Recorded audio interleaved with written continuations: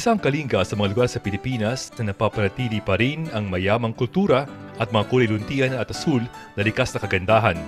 Tara at sabay-sabay natin tuklasin ang natatagong ganda ng kalinga.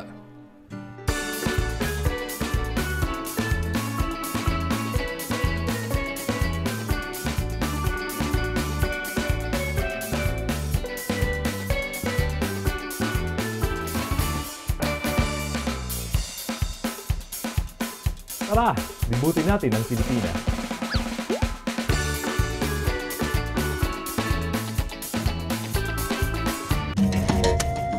Ang Kalinga ay isa sa mga probinsyang kabilang sa Cordillera Administrative Region o CAR na matatagpuan sa hilagang silangang bahagi ng Luzon. Ito ay napapaligiran ng Apayao sa hilaga, Isabela sa silangan, Mountain Province sa timog, at Abra sa kanluran. Dahil sa kanilang mga makukulay na kasuotan, ang mga taga rito ay tinaguriang Peacocks of the North. Ang Kalinga Apayao ay dating isang probinsya lamang, ngunit pinaghiwalay noong 1995 para maging dalawang lalawigan. Ang lungsod ng Tabuk ang kapitolyo ng Kalinga. Maliban dito, mayroon ding 7 munisipalidad ang lalawigan.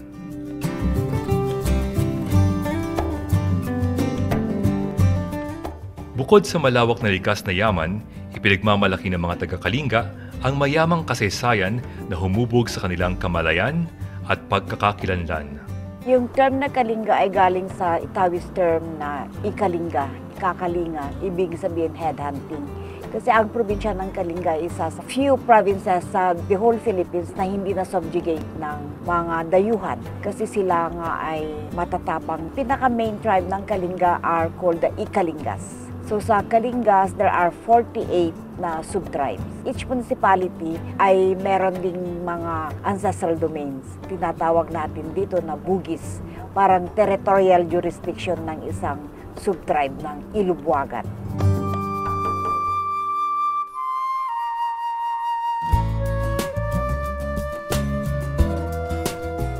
Ang buong Kalinga ay landlocked.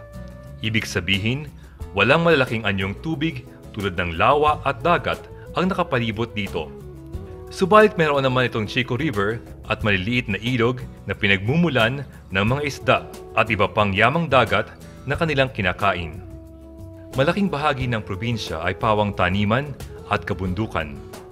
Ang pagtatanim at pangangalakal ang siyang pangunahing kabuhayan ng mga taga rito. Makikita sa buong Kalinga ang mga taniman ng palay, mais, beans, kape at gulay. Mahalaga sa mga taga-Kalinga ang lupa. Bukod sa dito nanggagaling ang kanilang ikinabubuhay, itinuturing nila itong malaking bahagi ng kanilang mga paniniwala at tradisyon. Sa mga malalapit sa mga rice terraces, nakatayo ang mga tradisyonal na bahay ng mga taga-Kalinga. Ang mga tradisyonal na bahay na ito ay mayroon lamang iisang silid at bawat bahagi ay may mahalagang gamit. Ito ay binubuo ng sakaw kung saan nilalagay ang kanilang ginagamit sa pagkain. Ang batangan naman ay lalagyanan ng kanilang mga gamit. Sa patyay naman nilalagay ang mga kaldero at kaserola. Ang sorbawan ay nilalagyan ng panggatong at ang soogan ay nilalagyan ng isda at bigas. Sa ibang bahagi naman ng Kalinga ay matatagpuan ang malalawak na pasturan kung saan pinararami ang mga alagang hayop tulad ng kalabaw, baka, manok at baboy na nagbibigay rin ng kabuhayan o pagkakakitaan sa mga taga-roon. Matatagpuan din dito sa Kalinga ang isa sa pinakamayayabong na pine forests sa Luzon. Sabi nila, kapag tumutubo ang pine tree sa lupa, mayaman ito sa mga mineral. Sa layo na halos 500 kilometro mula sa Maynila, aabot ng mahigit kumulang na 12 oras ang biyahe, lula ng bus o pribadong sasakyan.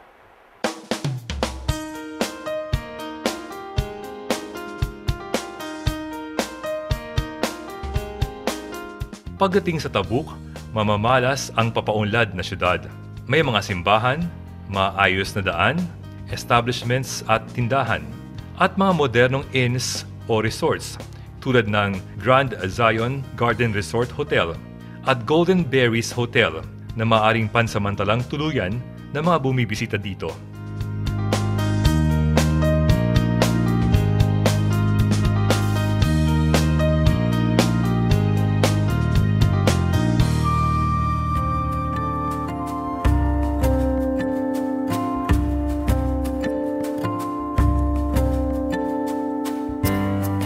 Likas sa mga taga-Kalinga ang pagiging masipag, matatag at tapat sa kanilang pinagmulan. Hanggang sa ngayon, lubos pa rin nilang pinahahalagahan ang kanilang mga paniniwala at tradisyon at mga kinagisnang gawain na pawang may malalim na kahulugan. Ang mga taga-Kalinga ay nakikilala sila na headhunters of the North. Pero ngayon, they are generally peace-loving people.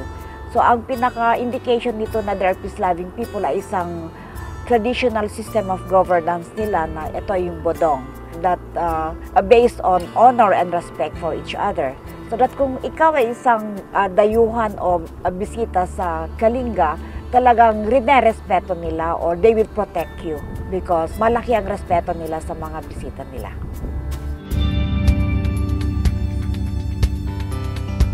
Kilala sila sa kausayan sa paggawa ng mga basket, paghahabi ng tela, at paggawa ng mga banga. Tinaguri ang Earthenware Hub of Kalinga ang bayan ng Pasil dahil dito makikita ang iba't ibang disenyo at hugis ng mga banga. Manually ang mga ng banga doon sa Dalupa. At yung mga ginagamit ay mga raw materials na clay na doon sa Dalupa lang. Dalupa Pasil lang makuhang yung clay material. May flower pots, may flower vases pa, may alkansya at iba-ibang klase ng banga doon. Sa mahigit na 200,000 katao sa Kalinga, marami sa kanila ay mga Ikalinga at Ilocano. Mayroon ding mga katutubong Kangkanae, Ibontog at Aplay. Lingua franca o pangunahing salitang may tuturing sa Kalinga ang isang dialekto ng Ilocano na doon lamang sa kanila maririnig. February 14, 1995 nang paghiwalayin ang dating lalawigan ng Kalinga, Apayao. At mula noon, naging isang ganap na lalawigan ang Kalinga. At isa sa mga pinakaabangan ng mga tao dito tuwing Kalinga Day ay ang maingay at masayang selebrasyon. Katulad dito. Ang Ul-Lalim Festival ay pagdiriwang ng araw ng pagkakatatag ng Kalinga bilang lalawigang hiwalay sa Apayao. Ang pagdiriwang ay paraan din upang magpasalamat kay Kabunian sa mayamang ani at mga biyayang ipinagkakaloob sa kanila at panalangin para sa pagpapanatili ng pagbubuklod-buklod at kapayapaan. Dito, ipinagmamalaking ipakita ng mga taga-Kalinga ang kanilang mga awit at sayaw na bahagi ng mga pagdiriwang sa mga komunidad. Naipamamalas din dito ang kanilang kahusayan sa sining at iba't ibang larangan. Mayroon ding parada, cultural show, at iba pang paligsahan. Mayroon ding trade fair kung saan ipinakikita at itinitinda ang iba't ibang produkto at pagkain mula sa mga bayan ng Kalinga. Noong araw at maging sa kasalukuyan, nakaugalian na ng mga taga rito ang paglalagay ng tattoo sa katawan.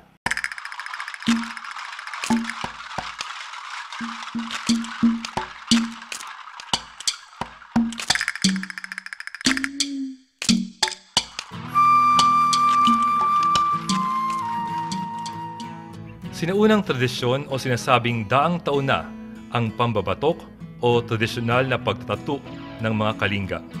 Mula sa bulubunduking bahagi ng Buskalan sa bayan ng Tinglayan, dinarayo si Wang Ud na kinikilala bilang huling mambabatok ng Kalinga. Gamit ang tinik ng suha, patpat ng kawayan at uling mula sa ilalim ng banga bilang tinta, ang batok o tattoo ay ipinupukpok at ikinuguhit sa mga bahagi ng katawan ng mga taga rito, lalaki man o babae. Maliban sa dekorasyon sa katawan, para sa ilan, ang mga disenyo ng batok o tattoo ay representasyon ng kanilang mga tribo o pamilya at hikain o pangarap, karangalan at kwento ng katapangan at buhay. Ayon kay Wang Ud, nais niyang panatilihin at gawing buhay ang tradisyon ng pambabatok, kaya nga itinuturo niya ito sa mga bagong henerasyon ng mga taga-Kalinga. Bahagi ng kanilang kultura ay ang katutubong paraan ng paghahabi o weaving. Sinasabing sentro ng paghahabi sa Kalinga ang Mabilong Weavers Village.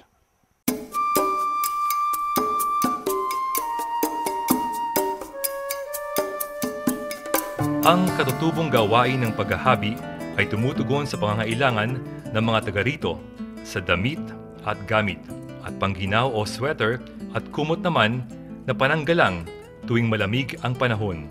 Yung weaving sa Kalinga, there are different sub-tribes who weave our textiles. In our village, we have 21 Kalinga textile designs. Our inspiration is the environment. For example, in the farm, rice fields, originally they made use of putig, that is an indigenous tree. And it bears fruit, and then they get the fibers from it, and then that is spun into yarn. This time, we use the commercial thread, the cotton one or the vonel type. Nagiging bonding activity rin o pagkakataon para magsama-sama ang pamilya at magkakaibigan ang paghahabi. Ang ibang mga hinabing damit o gamit ay binebenta para mapagkunan din ng karagdagang kita para sa mga taga-roon. Dito sa Barangay Mabilong sa bayan ng Lubuagan, halos lahat ng bahay ay mayroong naglalala o nagwi-weave. Ito raw ang pinagkukunan nila ng panggastos, pagpapaaral sa mga anak. So, gaano kahabang ginagawa mo? Mga 2 yards. 2 yards isang araw. So, sa loob ng 3 araw, meron ka ng 6 yards. Magkano nabebenta yung ano? 1,000. 1,000. Oo. So, okay naman yung kita na yun. Pagpapaaral sa mga anak. Pagkain. Oo. Para sa mga bumibisitang turista, ang sama-samang paghahabi ay nagpapakita ng isang aspeto ng sining at kultura ng Kalinga. Bahagi rin ng tradisyonal na kasuotan sa Kalinga ay ang pagsusuot ng makukulay na mga hikaw, kwintas at iba pang palamuti sa katawan. Ang mga palamuting ito ay gawa sa mga glass at stone beads. Ang mga koleksyong ito ay sinasabing nagmula pa sa matandang kalakalan nila sa mga karatig bansa sa Asia, sa Arabia at maging sa Europa. Alam niyo bang hindi lamang tayo sa Ifugao makakikita ng rice terraces o hagdan-hagdang palayan? Dito sa Kalinga, meron din. Sa ilang mga barangay dito sa Kalinga, meron ding hagdan-hagdang palayan na siyang pinagtataniman at pinagmumulan ng isa sa mga pinakamasarap at mapuputing bigas. Ang unoy o chongak naman ay isang kakaibang klase ng bigas. Ito ay kulay pula, matapos may saing, mabango at manamis-namis. Kilala rin ang Kalinga sa produksyon nito ng puro at masarap na kape. Tuwing may bisita, tagaroon man o dayo, di nila pinapayagang magpaalam ang mga ito nang hindi sila nagkakape habang nagkakwentuhan. Isa pang ipinagmamalaki ng Kalinga ang bugnay wine, gawa mula sa bunga ng bugnay tree o bugnay berries na tumutubo sa may katamtamang klima gaya ng Kalinga. Sinasabing ang mga bunga o berries nito ay nagtataglay ng antioxidants na tumutulong upang labanan ang mga sakit tulad ng heart disease, cancer, diabetes at iba pa. Bahagi ng pagtuklas sa kultura ng isang lugar ay ang pagtikim ng kanilang mga katutubong pagkain. Kasama ko ngayon si Cooks Chan para ipakilala sa atin ang mga pagkain sa Kalinga. Ito yung mga delicacies ng Kalinga. So usually, itong sinaserve, binungar, as exotic. So ito nakukuha ito sa rice fields, yung mga shells. The usual, meron siyang yung shell, ang tawag doon in Kalinga is liddag. Meron siyang kalabasa, meron siyang string beans, and yung gata to taste. Paano niluluto? Typical na pagluto ng ginataan. Ang difference lang, yung shell ang ginagamit natin. Okay, dito naman tayo sa tinola. Anong pagkakaiba ng tinolang ito sa tinola sa ibang lugar sa Pilipinas? Itong tinolang to, meron siyang itag, taba ng baboy, tapos lalagyan natin yun ng asin. Pag nilagyan mo yun ng asin, i-dry mo yun sa araw. So if you try to look at it, iba yung kulay nung nung sauce. The typical ones, sayote. Pairing sa atin is papaya. At ito?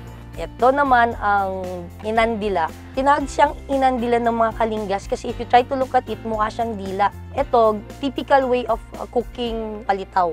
Pero ang difference nun is ito, meron siyang yung sa coconut, gagawa sila ng oil. Paano ito lutuin is babalutin na nila yung malagkit sa balat ng saging, tapos iboboil. So ito ay gawa sa malagkit na bigas? Okay. So ang pagkakaiba ay binalot siya sa balat ng saging. Tsaka siya iboboil. Kaya sa pagbisita niyo dito sa Kalinga, huwag niyo makalimutan kumain ng iba't ibang mga luto dito. Adventure na matatawag ang pamamaybay sa mga rice terraces o payaw dito. Ang mga ito ay matatagpuan sa iba't ibang bahagi ng Kalinga. Maaring mamasyal sa Tinglayan, Lubuagan, Pasil, Balbalan, Tanudan, Pinukpok at Rizal. Dito makikita at maaring akyatin o maglakad sa mga hagdan-hagdang palayan at maranasan ang simpleng pamumuhay ng mga taga rito. Ang Kalinga ang tahanan ng ipagmamalaking Chico River at ang Chico River sa ngayon ang sinasabing whitewater rafting capital ng Northern Philippines. Noong taong 2000, ang Chico River ay binuksan bilang isang whitewater rafting spot para sa mga turista.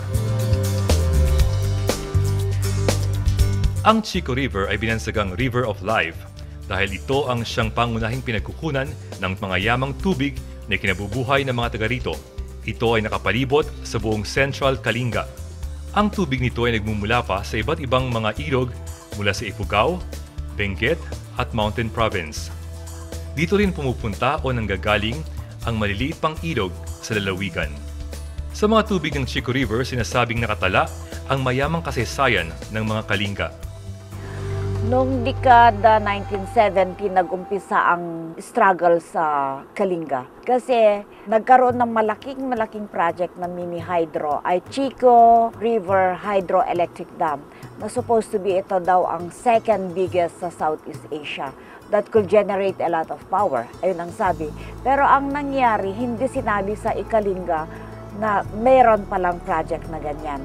Wala silang consultation. At saka ito pa, ang masakit pa, ito ay isang world loan bank. So, ang nangyari, lumaban yung mga tiga-Kalinga. At saka yung Chico River na ito ang makahulugan kasi siya ang nag-unite ng lahat ng tiga-Cordillera na linabanan nila ang pagko-construct ng Chico River. Kung ma-construct ito it will inundate the whole of Central Kalinga hanggang sa Mountain Province. So, hindi alam ng tiga-Kalinga na ayun pala ang effect. So, ito yung pinag-umpisahan ng laban ni Father Conrado Malweg at saka si Macliing Dulag. Ang Chico River ay simbolo ng isang success story ng indigenous peoples against development aggressions.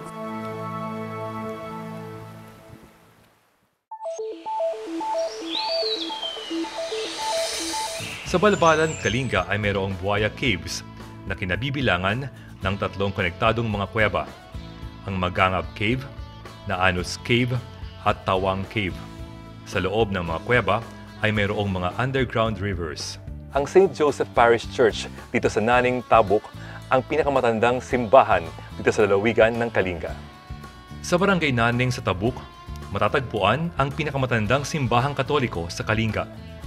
Belgian-inspired ang arkitektura dahil ito ay pinatayo ng mga Belgian missionaries sa pagsisimula pa lamang ng ika-20 siglo o 20th century. Ito ang St. Joseph Church. Sa paligid ng simbahan naman makikita ang isang tahimik na komunidad, mga lumang bahay sa gitna ng mga palayan at ilang mga bodega ng palay. Sa gitna ng Tabuk ay maaring bisitahin ang St. William's Cathedral na kilala sa moderno nitong arkitektura at disenyo.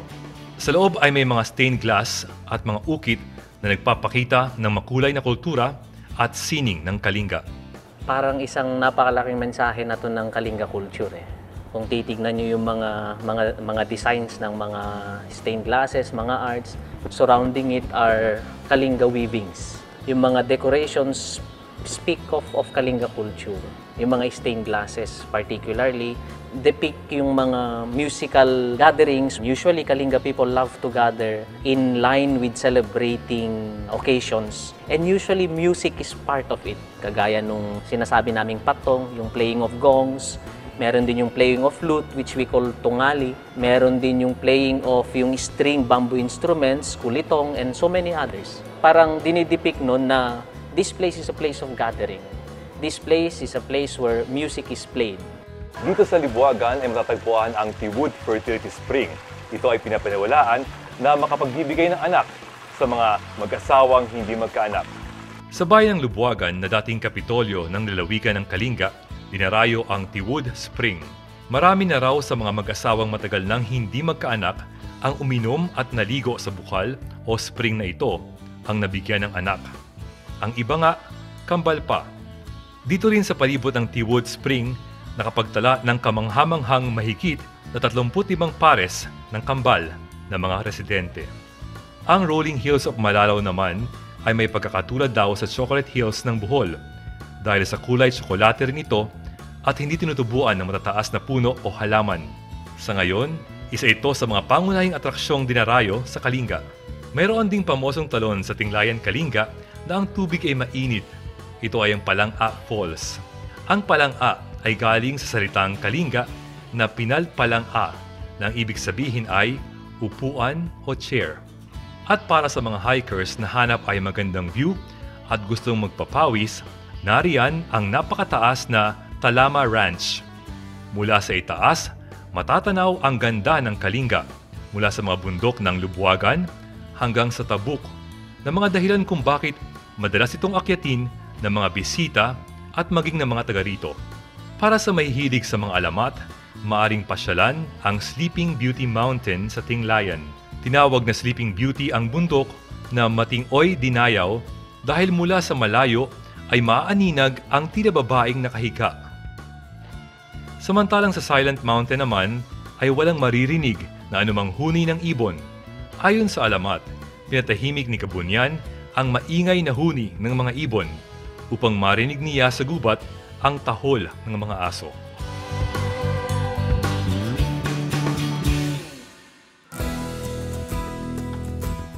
Ang may papayo lang sa mga batang tiga-Kalinga is palakasin sana nila yung pride of identity and cultural integrity. Kasi kung cultural integrity is based on the Kalinga values, ngilin, paniyaw, and bain, which is akin to the honor code or the 10 commandments of the Bible.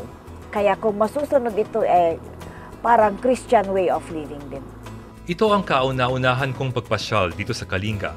Ako ay namangha sa kanyang likas na ganda na pinatingkad pa ng mababait at palakaibigang mga tao. Marami akong nakita at natutunang mga bagay sa lugar, kultura at mga taga rito na alam kong hindi ko malalaman kung hindi ko ito personal na napuntahan. At palagi kong napapatunayan sa aking bawat pamamasyal na totoo ngang napakaraming lugar dito sa Pilipinas ang may mga itinatagong ganda na naghihintay lamang na ating matuklasan. Ako po si Edric Calma, pinagmamalaki ko ang aking pagka-Pilipino. Nag-aanyaya sa inyo na tuklasin natin ang yamang natatago sa ating bansa. Tuklasin natin ang ganda ng Kalinga. Dahil it's more fun in Kalinga, it's more fun in the Philippines.